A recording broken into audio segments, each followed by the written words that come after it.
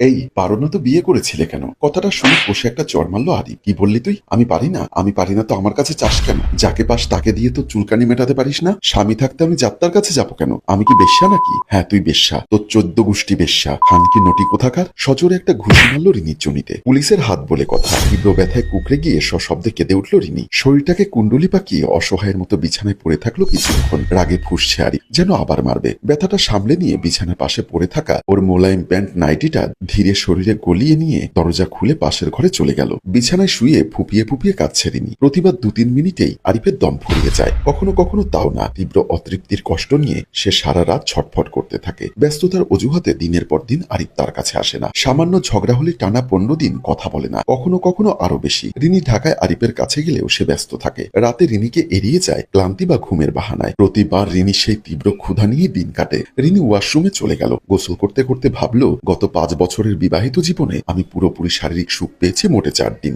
গত বছর মার্চে তখন আরিফ এসেছিল। সেই 4টা দিন রিনির কাছে স্বপ্নের মতো মনে হয়েছিল। প্রতি রাতেই আরিফ তাকে খুব আদর করত। রিনির ভাবতে অবাক লাগছিল, এই আরিফই কি সেই আরিফ? এত পরিবর্তন কিভাবে সম্ভব হলো? সেদিন যাবার সময় আরিফ রেডি হচ্ছিল। রিনির মনে হয়েছিল আরিফ বোধহয় কোনো যৌন উত্তেজক ট্যাবলেট খেয়েছিল, সেজন্যই এতটা সময় নিতে পেরেছে। অথচ আজকের আরিফ কতটা পরিবর্তনশীল। আরিফ সকালবেলা চলে গেল অফিসে। এবার যাবার সময় নতুন ড্রাইভার রেখে গেছে। ড্রাইভার বসে নাস্তা খাচ্ছে। বয়স 29 কি 30। ছেলেটা প্রায় সময় রিনির দিকে তাকিয়ে থাকে। দেখতে খুব হ্যান্ডসাম। আসলে পৃথিবীটা উল্টো। সব হ্যান্ডসাম ছেলে চাকরি করে জোতার দোকানে কিংবা বিভিন্ন নরমাল পেশায়। আজ সকালে রিনি বুঝতে পারল ড্রাইভার ছেলেটা ওপাশ থেকে তাকে বেশ লক্ষ্য করছিল। রিনি ভেতরে ভেতরে সবকিছু বুঝতে পারে। আসলে ছেলেটার মতিগতি ভালো না। তাই সে ঠিক করলো এই ছেলেটাকে চাকরিতে রাখা যাবে না। তারপর চলে গেল রান্নাঘরে। আজ 2 দিন হলো আরিফও ফোন দেয় না। তাদের কোনো খবর নেয় না। রিনি আরিফের মোবাইলে ফোন দিলেও লাইন কেটে দেয়। তারপর আবার ট্রাই করলো। এবার কয়েকবার রিং হলেও আরিফ ফোনটা ধরলো না। শেষে একবার ধরে পড়ল। সে এখন বিজি আছে।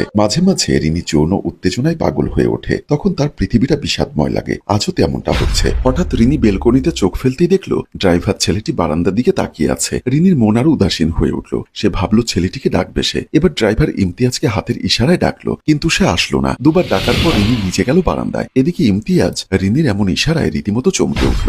মহিলাটি নির্লুপ্ত চাহনিতে সোফায় বসে আছেন রিনি ম্যাডাম। হয়তো তার জন্য অপেক্ষা করছেন। ইমতিয়াজকে আসতে দেখে রিনি বললেন, বসো, আমি তোমার জন্য চা নিয়ে আসছি। বলি রিনি ইমতিয়াজের জন্য 1 কাপ চা আনতে চলে গেল। ইমতিয়াজ ভাবলো রিনি ম্যাডাম হঠাৎ তাকে চা ইনভাইট করলেন। বিষয়টা তার কাছে বেশ অস্পষ্ট। কিছুক্ষণের ভেতর চা নিয়ে হাজির হলো রিনি। এদিকে রিনি কিভাবে কথা শুরু করবে বুঝে উঠতে পারছে না। অবশেষে জড়তা কাটিয়ে রিনি বলেই ফেললো, আমি জানি তুমি আমাকে লক্ষ্য করো। সেদিন গাড়ি চালানোর সময় লুকিং গ্লাসে আমার দিকে তাকিয়েছিলে। আজও আমি বেলকনিতে দাঁড়িয়েছিলাম, তুমি আমাকে লক্ষ্য করেছো। কিন্তু কেন? রিনির মুখে হঠাৎ এমন প্রশ্নে ইমতিয়াজ তো রীতিমতো থপনে গেল। কি বলবে কিছুই বুঝতে পারছে না। ইমতিয়াজকে অস্বস্তি দেখে রিনি আবারও বলল, তোমার কি আমাকে ভালো লাগে? ইমতিয়াজ একদম সহজ সরল ভঙ্গিতে মাথা নাড়িয়ে সায় দিল। মানে তার ভালো লাগে? তাহলে কথা দিতে হবে। আমাদের মধ্যেই সম্পর্ক কোনো কাকপক্ষীও জানতে পারবে না। আমার ঘরে পাশাপাশি অনেকগুলো কক্ষ। রিনি ইমতিয়াজকে নিয়ে গেল শেষের ঘরটিতে। কিছুক্ষণের ভেতরে ইমতিয়াজ রীতিমতো তাকে পাগল করে দিচ্ছে। রিনি যেমনটা ভেবেছিল কম বয়সী ছেলেরা যৌনতায় যথেষ্ট দুর্দান্ত। 5 বছর বিয়ের বয়সে এসে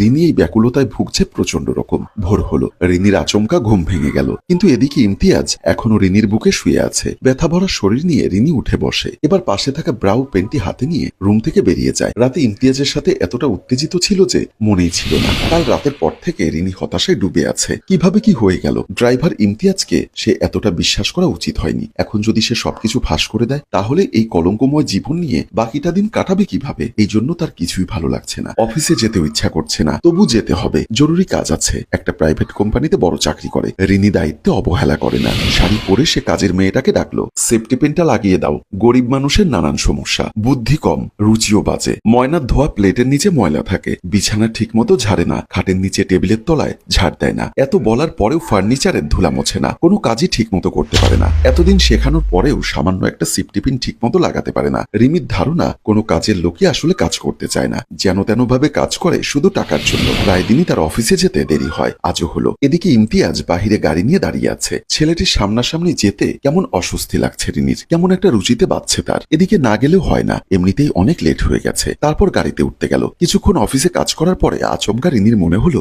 রিনির পাশে ডিভোর্স সুফিয়া কাজ করে। তার স্বামী মারা গেছে অনেক আগে। তাহলে সুফিয়ার মতো দুর্বল মেয়েরা পারলে সে কেন নয়? আবার ভাবলো তালাক হওয়ার মারা যাওয়া তো এক কথা নয়। আরিফ মারা গেলে সে কি আটকাতে পারবে? তখন কি একা থাকতে হবে না? মান সম্মানের ভয়ও থাকবে না। আরিফ যখন ড্রাইভারের সামনে তাকে নির্মমভাবে মারে, গালি দেয়, তার যৌন যৌন কামনা নিয়ে তুচ্ছতাচ্ছিল্য করে, পরপুরুষের সাথে সেক্স করতে বলে, তখন মান সম্মান যায় না? দিন শেষে রাতের ক্লান্তি, আর তারপর সেই একঘেয়েমি জীবন। রিনির এই অস্বস্তিকর জীবন আর ভালো লাগে না। চারিদিকে নিস্তব্ধতার মাঝে নিজের এই শূন্যতা তাকে তাড়া করে বেড়ায়। চাইলে মনের আসক্ততা থেকে বের হওয়া যায় না। রিনিও তা পারেনি। এই দুরাস্থ যন্ত্রণা তাকে তিলে তিলে শেষ করে দিবে একদিন। রিনি সেটা বেশ উপলব্ধি করে। একা একা অফিসে বসে নিজের চেয়ারে বসে কথা বলে যাচ্ছে আপন মনে। কোনো কিছু ভালো লাগছে না। তারপর কাজ শেষ করলো, সবকিছু গুছিয়ে রেখে চলে আসলো বাসার দিকে। বাসায় আসলো, ইমতিয়াজ ড্রাইভারের অমন চক্ষুষ আলিঙ্গন রিমি আর নিজেকে ধরে রাখতে পারলো না, কিছুতেই বলতে পারলো না। মুহূর্তে ইশারায় ডাকলো ইমতিয়াজকে। শেষের রুমটি গেস্ট রুম। গ্রাম থেকে আরিফের বিভিন্ন আত্মীয় স্বজন আসলে এখানে থাকতে দেয় আরিফ। রুমটি বেশি বড় না, ছোট্ট একটা কক্ষ, একটা 4 পা বিশিষ্ট খাট। রিমি ইমতিয়াজকে নিয়ে সোজা এই রুমে ঢুকে গেল। তারপর ভেতর থেকে দরজা বন্ধ করে দিল। নিঃশব্দ বাড়িতে কেউ জানলো না এই ছোট্ট ঘরটিতে কি হচ্ছে। এদিকে শুরু হলো দুজনের অনৈতিক আচরণ। রিনি ইমতিয়াজের সাথে যৌন আচরণে আরো মুখিয়ে উঠল। ইমতিয়াজ রিনিকে প্রথমে জড়িয়ে ধরে কিস করে গেল, তারপর আলিঙ্গনে ডুবে গেল দুজন। আরিফ দেখতে সুদর্শন হলেও বয়সে রিনির থেকে 10 বছরের ছোট। আমি চাইলে আরো ভালো ছেলে বিয়ে করতে পারতাম। আমার কাছে প্রেম করার চেয়ে ভালো রেজাল্ট করে পাশ করা বেশি জরুরি ছিল। তবে এখন হারে হারে টের পাচ্ছি একজন অর্থবান স্বামীর চেয়ে একজন যোগ্য স্বামী পাওয়া কতটা ভাগ্য ও সৌভাগ্যের। রিনি অনেকবার আরিফকে ডাক্তার দেখাতে বলেছে, সে দেখাবে না। তার নাকি কোনো সমস্যা নেই, কিংবা হয়তো ডাক্তার দেখিয়েছে, কোনো লাভ হয়নি বলে আর দেখাতে চায় না। রিনির ধারণা আরিফ ইচ্ছা করে ঢাকায় বদলে নিয়েছে, এতে তাকে এড়ানোর জন্য। শারীরিক সমস্যা মেনে নিয়েও রিনির সংসার করতে আপত্তি ছিল না। মুশকিল হলো আরিফ রিনিকে ভালোবাসে না, ভালো করে কথা পর্যন্ত বলে না, ফোন করে না। আমি ফোন করলে বিরক্ত হয়, ব্যস্ততা দেখায়, এমনকি সংসারে অনেক কথা আমাকে বলে না পর্যন্ত। আরিফ ঢাকা থেকে আসলো। রিনি খুব ঠান্ডা মাথায় আরিফকে বুঝিয়ে তাদের সম্পর্ককে ভালো করার চেষ্টা করেছে। দেখো, আমার একটা ভবিষ্যৎ আছে, তুমি কেন এরকম করো? আমি কি করি? আমি তো কিছুই করি না, যা করার তুমিই তো করো। আমি কি করি? তুমি সময় চাও, 1 ঘন্টা পর পর কথা বলতে চাও, আমার সাথে থাকতে চাও। তুমি জানো আমি সেটা পারবো না। কেন পারবো না? সময় চাও কি আমার অপরাধ? আমার চাকরির কারণেই পারবো না। আচ্ছা বেশ, সারাদিনে না পারো, রাতে তো কথা বলতে পারো। কখনো শুনেছো স্বামী টানা 15 দিন বউয়ের খোঁজ খবর নেয় না? শারীরিক চাহিদার কথা বাদই দিলাম, অন্তত মোবাইলে তো কথা বলে। আমি তোমাকে মিস করি। আরে বাবার রাগান্বিত হয়ে গেল। আর আমি মিস করি না? শালি, তুই কি কইতে চাস? আমি দায়িত্বহীন? আমি পুরুষত্বহীন? রিনি আর কোনো কথা বলেনি। এর সাথে কথা বলার মুড আর নেই। উঠে গিয়ে সোফায় বসে রাতভর কেঁদেছে। পরদিন সকালবেলা কলিং বেলের শব্দ শুনে রিনি দরজা খুলে দিল। একটা অল্প বয়সী মেয়ে, সালোয়ার কামিজ পরা, রোগা শ্যামলা, চেহারায় দুশ্চিন্তার ছাপ। কাকে চান? আরিফ স্যারকে। জরুরি দরকার, আসুন। আমি ডাকার আগে আরিফ এসে মেয়েটিকে দেখেই সিংহের মতো মেয়েটির উপর ঝাঁপিয়ে পড়ল। চট থাপ্পড় ঘুষি লাথি মারতে লাগলো। খানকি মাগি, তোকে এখানে আসতে কে বলেছে? কেন এসেছিস? মানা করেছিলাম না? তবু কেন এসেছিস? মেয়েটা কাঁদতে কাঁদতে কোন রকমে ছুটে পালিয়ে গিয়ে বাঁচল। রিনি হতভম্ব। মেয়েটি কে? কেন তাকে মারল? কি হয়েছে? এসব প্রশ্নের কোনো সদুত্তর আরিফ দেয়নি। জিজ্ঞাসা করতেই আরিফের করা জবাব, এসব আমার অফিসিয়াল ব্যাপার, তোমার নাক গলানোর বিষয় না। এই কথা বলে আরিফ ভেতরে চলে গেল। রিনি রহস্যজনকভাবে ভেবে যায় মেয়েটি কেন এসেছিল, আর আরিফ কেন ঢাকায় এভাবে একা থাকতে চায়। মাঝে মাঝে রিনি আরিফকেও ভীষণ সন্দেহ করে। আরিফ কি পরনারীতে আসক্ত? যে স্বামী স্ত্রীর মধ্যে ভালোবাসার আন্তরিকতা নেই, যে স্বামী স্ত্রীর সহবাসে অনিচ্ছা, সে পুরুষের পুরুষত্ব নেই বললেই চলে। সেই বিবাহিত জীবনের মানে কি?